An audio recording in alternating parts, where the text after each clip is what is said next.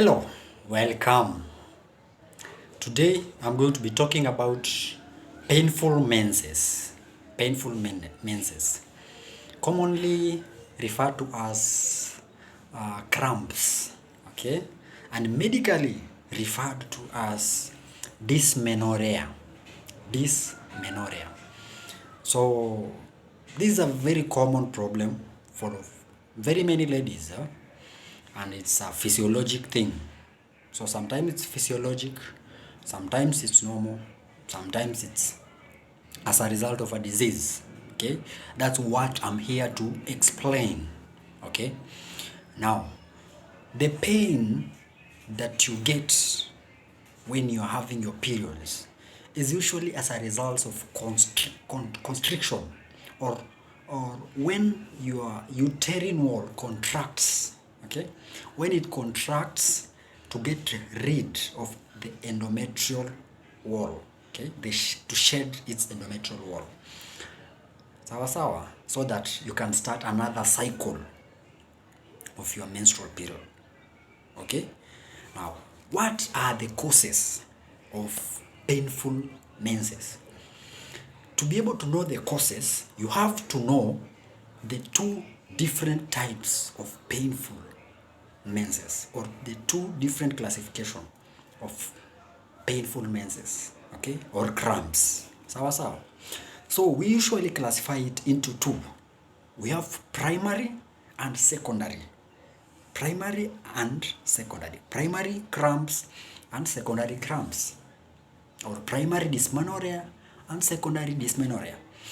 Primary dysmenorrhea is the pain that you feel during your menses, that usually as a result of nothing to do with any abnormalities. Okay, you'll go to the hospital and they'll tell you they have not found anything that could be causing this pain. Sawa. This is now the primary dysmenorrhea.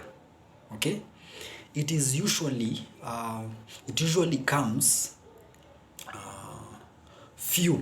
few weeks or months after your first menarche.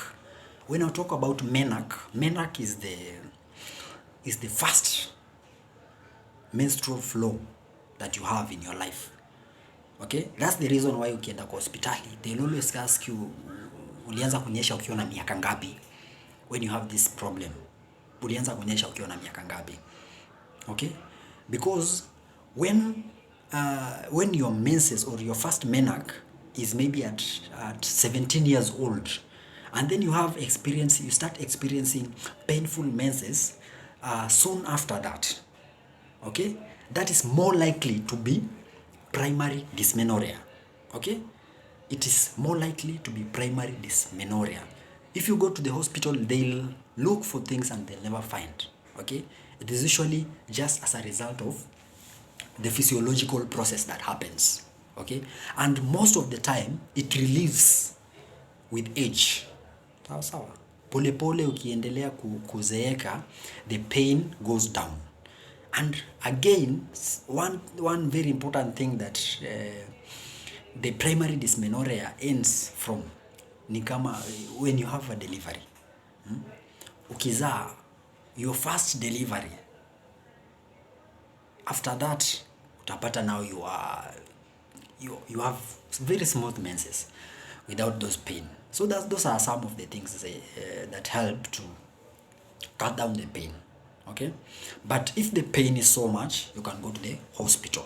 You can get over-the-counter drugs. The primary dysmenorrhea usually very efficiently responds to the normal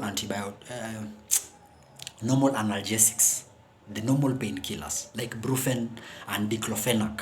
Okay, brufen, diclofenac, mefenamic acid, they are very good. They respond to that very well. Okay, but we have now secondary dysmenorrhea.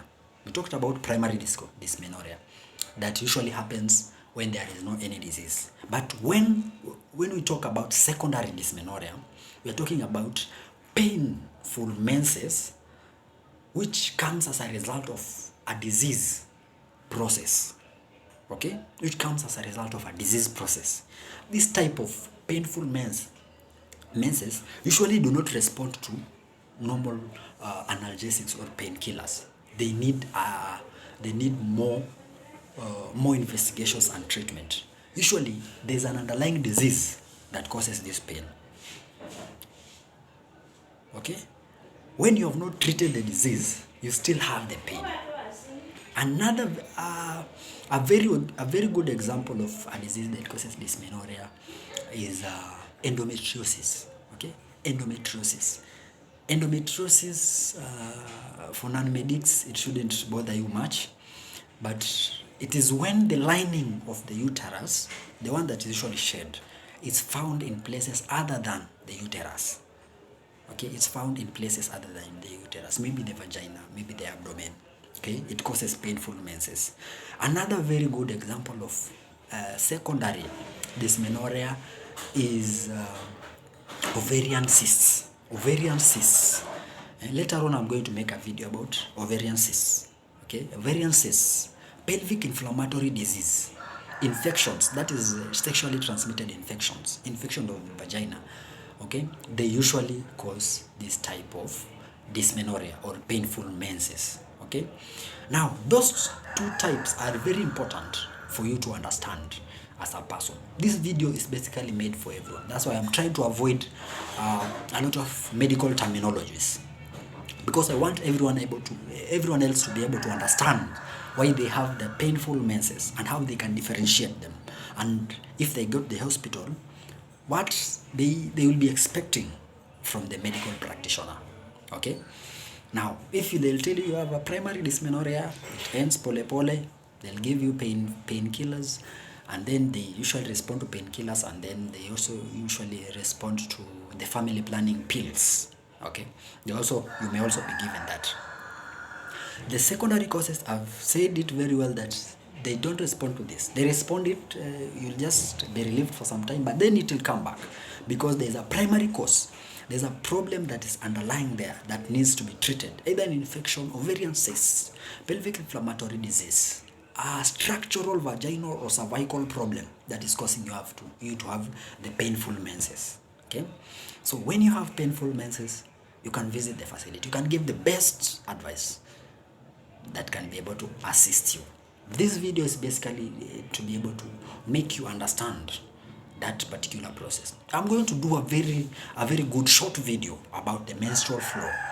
Okay, so many of us have it, but we usually do not understand what is there. So I'm going to give a detailed history or a detailed process of the menstrual flow and your safe days. Okay, when are the days referred to as safe days? Okay, your flows are supposed to take how long? When or what exact dates are you expecting the ovulation?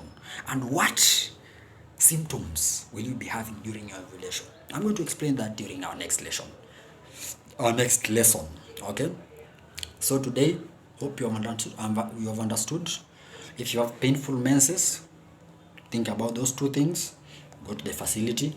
Being knowledgeable is important. Okay, thank you so much for watching and have a very good day. Don't forget to hit that button, subscribe.